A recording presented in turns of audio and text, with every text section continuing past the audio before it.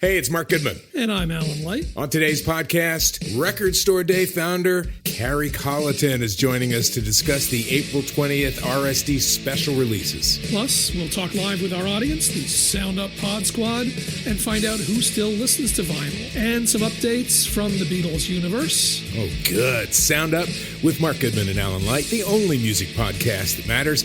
Get it on Pandora, Spotify, Apple Podcasts, or wherever you get your podcasts. What's good, y'all? This is Breeze Brewing from the Mighty Juggernauts. And make sure you subscribe and download the podcast, Library Rap, the hip-hop interviews with Tim Einenkel. Hip-hop journalism on the highest level. Yeah, what's up? It's your boy Joel Ortiz, and I want everybody to make sure that they subscribe and download the podcast, Library Rap, the hip-hop interviews with Tim Einenkel. Yo, Tim, I hope all is well. You my guy. I know these interviews are not interviews, they're actually conversations, and I appreciate them all. Yawa. Hey, what's up, everybody? This is Ice-T. I want you to do something for me. Make sure you download and subscribe Library Rap, the hip-hop interviews with Tim Einenkel. It is fucking official. All right, stop playing. Download and subscribe. Library Rap, the hip hop interviews with Tim Einenkel. It's cold. Niggas used to talk this and that about what I could or couldn't do. And I proved them niggas wrong every single time. Since a little girl I had this pussy. Yeah, yo. Look, I was just a little girl with more knowledge than the niggas I call my unk. Champagne every time we take a win, so I'm often drunk. 2K plus an outfit fee just to walk in clubs. It's not your money decision, separates. Buffalo, New York MC Che Noir has just released a new album, Noir or Never. Che Noir, welcome to Library Rap, the hip hop interviews with Tim Einenkel. I greatly appreciate you being here. Thank you. Appreciate you having me. So Nas, Jay-Z, Foxy Brown, Rapsody, some of the MCs which have influenced you. Take four of these artists and pick one trait of each of them and how they kind of make up who you are today. Okay, so you said Jay-Z, Nas, Foxy, and Rapsody, correct? Yes. So Jay-Z, just his business mindset, and really a lot of his for me, Jay-Z gives the best business bars, I should say. I get a lot of inspiration from that, and just, keeping me on my toes business-wise. With Nas is my favorite MC of all time. I get a lot of inspiration and just creative ideas from him. We're really inspired by him, with my creativeness. He's one of the most innovative rappers, in my opinion. Just his concepts and storytelling and his music. He was doing it very early in his career when a lot of his, to me, in my opinion, a lot of his peers weren't really doing it as much. Mm-hmm. And just his innovativeness with his creativeness and his concepts and storytelling, I get a lot of inspiration from that, because he paints pictures better than most MCs I've heard, to where it's very, I wouldn't say it's straightforward because there's so many hidden messages within it, but it's so vivid to where you have to, it has to be a real talent to create music like that. So I get a lot of that side of my music from him. Foxy Brown she was like, to me, outside of the Lawrence, she was like my favorite female MC. A lot of it was her street ruggedness and grimy side of her lyrics. And her being a woman doing it, I got a lot of inspiration from that, because my mom was a big Rapsody fan, she was a big Foxy fan. And Foxy, to me, was like the rugged, rough, street, grimy side of female rap that I was getting, or more that I was hearing. So I get a lot of inspiration from that. And as far as Rapsody has like a image, and she's another one that's one of my favorite rappers ever. She has an image that inspired me to be more confident about being a female rapper and just being myself as a woman in this male-dominated industry. Because when I first heard about Rapsody was when Layla's Wisdom came out, and I went back and started re-listening to her older catalog, and I seen her videos, and I just was like, she's Grammy nominated, she's people love her, and she's being herself. And I didn't think that it was possible to be a woman in this industry, in today's industry, and have success being yourself. because I had, at the time I had the wrong people around me that was telling me that I had to have a certain image to be in the position I'm in. So I got a lot of confidence from watching her, and just like her, just as well as her music, like, she's very innovative and creative with her concepts too as well. But I get a lot of inspiration from that. So I draw inspiration from all four of these MCs. Actually, I'm going to skip ahead a little bit. I wanted to talk to you about, because you obviously grew up in a time where you just mentioned your mom was listening to Foxy Brown, right? So you had you've already had, you already had the opportunity or to hear these established female MCs, who, very much well put their foot and stamp in the game. And you have Queen Latifah, you have Foxy, you have Lil Kim, and all of them. But did you find it still hard for you as a female MC to come up in this industry because you are a female MC? Yeah, I definitely, I'm in a group around a bunch of hardcore guys. I'm the only girl most of the time. I've been on tour and been the only girl in the car. Like, yes, it's definitely a struggle for me per se, but and then as women, we have to constantly prove ourselves as women. It's just like, for as long as you're being in this game, it's always a moment where you have to prove yourself, and that's difficult because, like I said, it's more pressure. It just brings more pressure on us. I was reading an interview you did, and you talked about the track Champion off of the Thrill of a Hunt project, and how that was the track you first sent to 38, which kind of changed your career trajectory. And I think what it was interesting about the interview is that your friends were telling you to send something because he connected with you, I think, via Facebook, and you were like, I don't have anything new. I want to wait till I send something new. If time wasn't an issue, I guess if time sensitivity wasn't an issue, where like you could have sent them anything and it would have made kind of the mark you wanted it to make. Was there a different track you would have wanted to send him? I mean, I could have sent. I had a freestyle that I had released that had went viral. It was called. It was over the Nas New York State of Mind Part 2 instrumental, and it was called. I called it Buffalo State of Mind, and I had that song that a lot of people locally were raving about, and it had went viral on social media. That was like my first song or freestyle or any material that I had to go viral. I could have sent him that, but I think with the Champion song and a lot of music that I had recorded within that time when I was recording that song, I think that caught his attention a little more, and just seeing that the diversity for me, and seeing the potential, more of the potential in me. You talk about freestyling. Moments ago, I was listening to the freestyle you did on Sway's Overtime, and there's many dope lines in there, but one line that I kind of really stood out to me was, I hate interviews, I hate all these questions, bitch, I'm private. And it's a great line because I really don't like interviews as well. But at the same time, like, you are, you're a lyricist, and you sometimes, especially in this art form, a lot of artists use this platform as kind of a therapeutic sessions for themselves. On the new album Resilient, you're very open to pushback and stuff, people pushing back on you.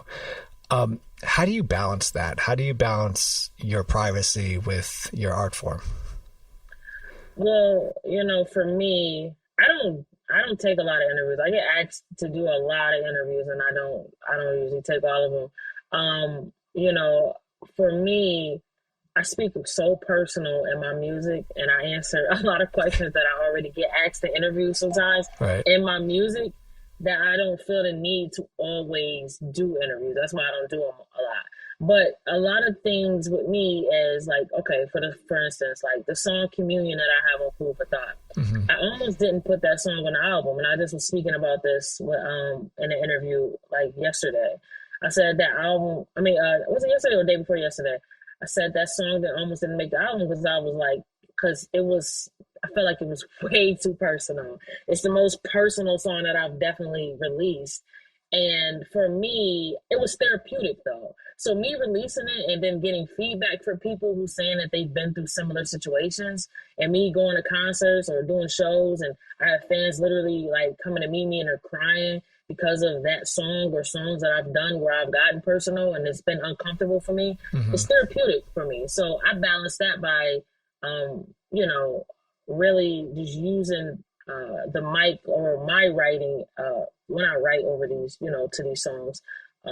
That's therapy, and then getting the feedback from my fans and people who support me and who have been through similar things.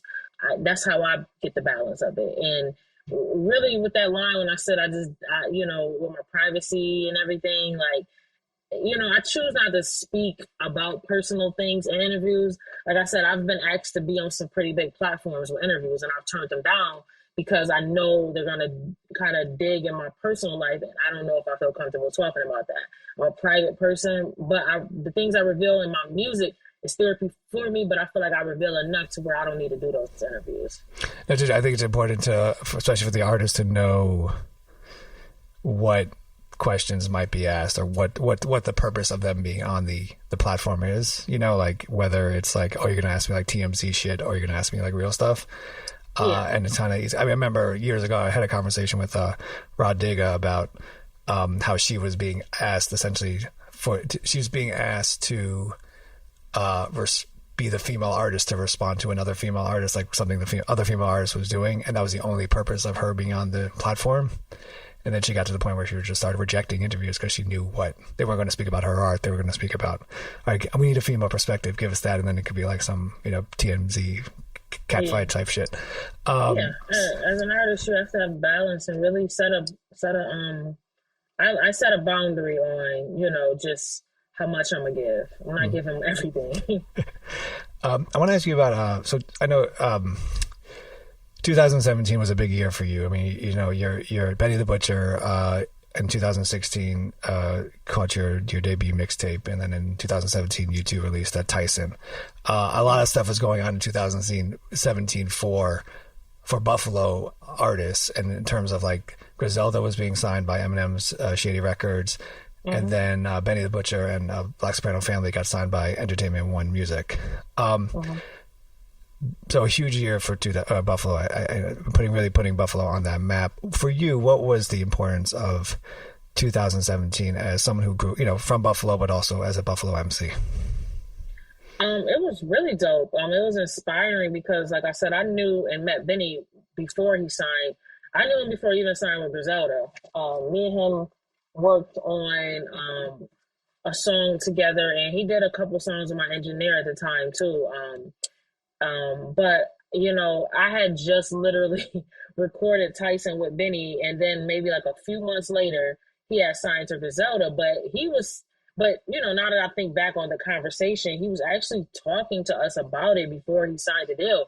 Told us that he just had inked the deal with them, but I think the shady news came out a little later on, and it was inspiring because like Benny's always been a huge rapper in Buffalo. He was already selling out shows, and you know, he was doing things already in Buffalo way before, like, you know, anybody like from Rock Nation or Shady Records even heard of him. Like, he was already doing this thing in Buffalo. So it's dope to see where all of them are. Like, I didn't know Wes before, you know, when he dropped his Mr. T song, that's when I started hearing about him.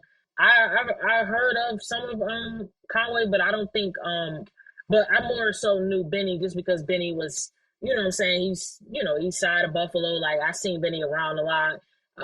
You know, I just, you know, you just hear of him a lot. And he was dropping music heavy, and he had signed to Spesh label too early on. And Spesh was a huge artist in Niagara Falls, which is like outskirt of Buffalo. He was a huge artist outside of here. So, you know, but it's dope to see. It's inspiring for us. Like, you know, all of us that was making music, it was inspiring. So I want to turn to the new album, Noir or Never, you know, produced by Big Ghost Ltd.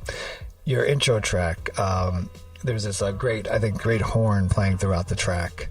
What was your what came to mind when you first heard that horn, and what became the importance of that horn to you? I thought the beat was dope. You know, to be honest, that intro, like, that was all Ghost. Big Ghost came up with that idea, and he put that together. And I remember when he sent it to me, I was like, damn, why you ain't send me this beat to rap over? Like, I thought that beat was crazy, but yeah, you know, I thought it was dope. Like, that was really him, though. He put that together. Why call the intro track of female rappers? I think more so like what Ghost was trying to do was just kind of set the tone for the project. And, you know, just like as an introduction, because like and if I'm not mistaken, I think I'm the first female rapper that Ghost has worked with. So, you know, I think he was really just trying to set the tone for the project and really just give people kind of like a cinematic feel of what's to come with the project. It's a short project, but just give them what's to come, and you know, as far as my bars and just the way I was rapping on there. You know, I mentioned the track "The Resilient," and you know, I really, really like the track, and it's one of my favorites on the project. I think because it's also very, it's personal, but not too personal, and you really like show us tell us who you are. Can you talk about the importance of this track to you? That track was really, you know, it's crazy. It was a different beat. He added some instrumentation to it, which made it pop and just way more dope. But like for me, I'm gonna tell you the story, the backstory of this. Like, I hit up Ghost in 2021. This was like early 2021, and I told him, I was like, yo, we gotta lock in on one. Ghost had hit me back and told me he was finishing up some projects, but he definitely wanted to send me a pack and let's lock in. Because he's been a fan, and he really liked my album that I did with Apollo Brown. So he wanted to lock in. And when he sent me a pack, it had all 8 beats. I think the only beat that wasn't in there was the female rappers beat. He sent me all 8 of the other beats.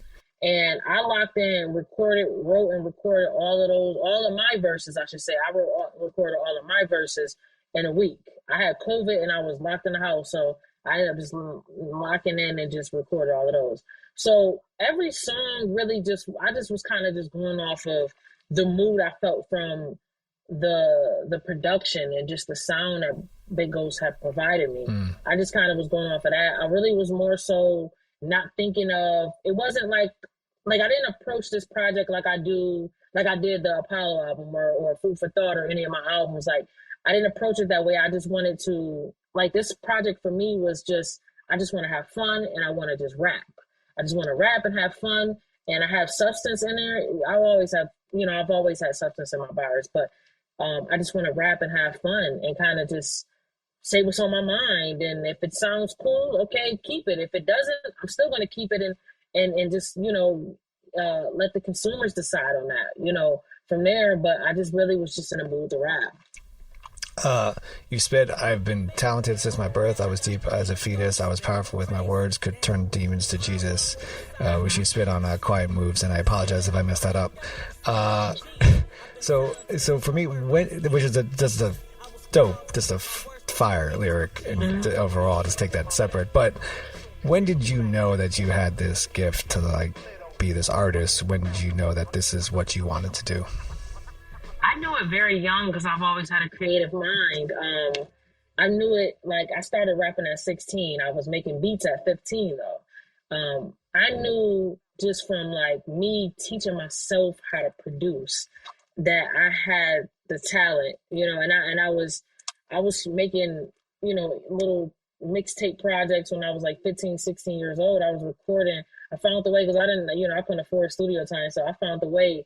My little sister had a karaoke machine, and I figured out a way to record music from her karaoke machine, and I would record it because this is when like MP3 players was a thing back then, and they had this MP3 player that used to let you record into it. So I figured out like just innovative ways to record music and post it online, and when I figured that out, I'm like, oh yeah, I can. Like my mom would even tell me, he's like, yeah, you're different. Like you're gonna be something different. So I knew then, but just my hunger and my ambition. For me, when I'm passionate about something, I put my mind to it and I don't stop. So I knew this very young that I had the talent. I just really needed the budget, and I just needed some people around me that believed in me and believed in my vision. You collab with Skyzoo on Brilliance, and it's biasly. Skyzoo is one of my favorite MCs, and I've had him on the podcast a few times. So of course, in this biased view, like Skyzoo raps first, I assume that whoever raps after him is not going to be able to handle, right? Mm-hmm. And you do. I mean, you're just, it's like I not throwing shade at other artists that Skyzoo has collaborated with. I think I can't remember the last time I felt that the Skyzoo verse is better than the Skyzoo verse, if that makes sense. Mm-hmm. Can you talk about your verse on this album, but also has there been on this track, and also has there been other, MCs you've worked with or producers that have really kind of made you step up your pen game? Yeah, so Skyzoo is someone I've worked with him in the past before, and I've always known that his pen is sharp. So, with my verse with this, I think I had it done, I had my verse done already before I got his verse back. And like, I knew Sky was going to come with it, so I said, I got to come with it. Like, you know what I'm saying? I got to write, as best as I can at that moment. But as far as like anyone I've worked with that has made me step my pen game up, of course, like I'm rapping next to 38 Speech and Ransom. So these two definitely challenged my pen more so. They have pushed me to be a way better lyricist than I even thought I could be. Like, because I always knew I was nice, but I have tapped into some layers of my brain and just my rapping that I didn't know was there until I was challenged. So yeah, definitely rapping with them too just is challenging enough. I'm gonna ask you about the next track, Bad Apples, but I first want to ask you who's your who do you who's the person or the artist that you go to when you need to know if the draft of your lyrics are final? Is that just you yourself, or is it a producer, one particular producer or a friend that you always go to be like, does this make sense, or is this as sharp as I want it to be? Yeah, I have a team of people. Like my one friend Miles, we've been friends for over 10 years. Like, I've always just like did a verse and send it to him, like, and he'll be like, okay, you killed it in the beginning. I feel like you can go harder with this bar. My fiance, he's the same way too. So like what I have this habit now, what I do with albums is I put it all together myself, and then we have like a private listening session with, it's me, my friends, my fiance. We'll listen to the whole album together, and then I'll take notes from their critiques and what they feel like I should improve on, and what areas should I go hard on, and then I go back to the drawing board, improve in those areas, and then I take it back and it's complete. And I do that with every project I've done. Every project I've put out, I've done that. Are you when you create, do you sit down on one session and just kind of write, or is it kind of I was just talking to an artist who talked about how he would like write lyrics one day and then like write lyrics another day, but on different pages, and then finally like he would find these lyrics randomly in this notebook and connect them together. And I don't understand how that works, but it somehow worked for him. But like, is it something like that for you, or is it really just like kind of write in one verse? Yeah, it's very scattered because my brain is operating and thinking about 20 different things at one time. So for me, yeah, that's definitely how I write. I can write a bar, or I have a line in my head and I'll write it somewhere on a sticky note on I have a studio in my apartment, and I have I call it the studio wall, my ideal wall. I just write sticky notes of different ideas and bars and lines, or I'll record it in my phone, and then once I find the right beat, I'll piece it together. It's like a puzzle for me. And yeah, like I did that a lot with the Apollo album. Like the Apollo Brown album, I had to do that a lot because I kind of challenged myself. I was challenging myself a lot on that album. So it required me to do a lot of just out of the box thinking to tie the album together the way it did. The last track on the album, Bad Apples, is Ransom, 38 Spesh, and yourself. And it's just a straight fire track, and it had me leaving it saying, if this was a battle, who the hell would want to rhyme after these three MCs? What was your intention for this track? I mean, is it really just like kind of these are the straight bars track, or is it something more? Yeah, it's just straight bars. Like, 'cause like I said, like I recorded a lot of my verses like just all in 1 week. So it was just really just me just wanting to bar up and just really just have fun and really not put too much pressure on myself to create something out of the box. Just really just like, let's just straight rap. I feel like I'm in my element when I'm just rapping and just having fun. So, and my fans love it when I'm like that too. Like they really receive that very well. So, yeah, but like I said, when I'm rapping next to these guys, like it's challenging. It's a challenge within itself. Like, you know, so definitely. Last question for you. On the project,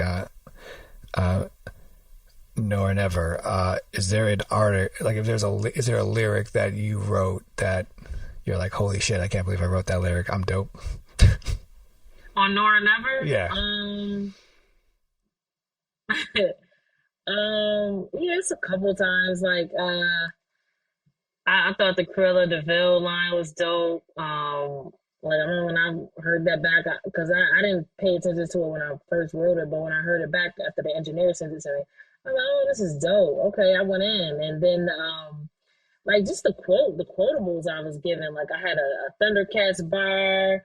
I said, thinking people gonna have your back and only hurt your spine.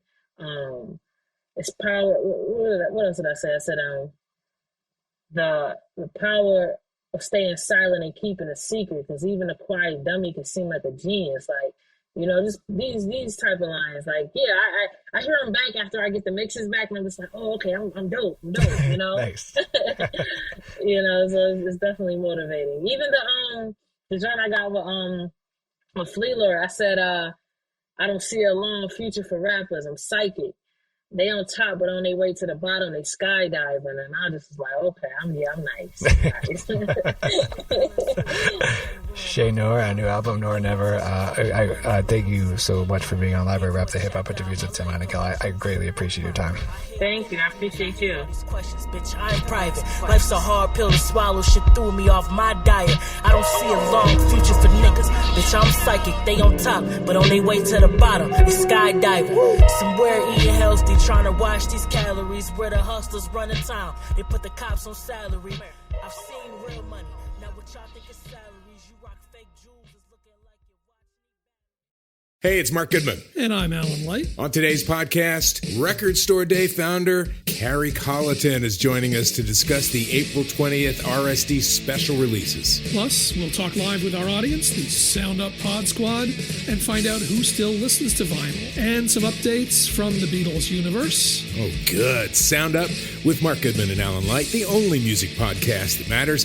Get it on Pandora, Spotify, Apple Podcasts, or wherever you get your podcasts.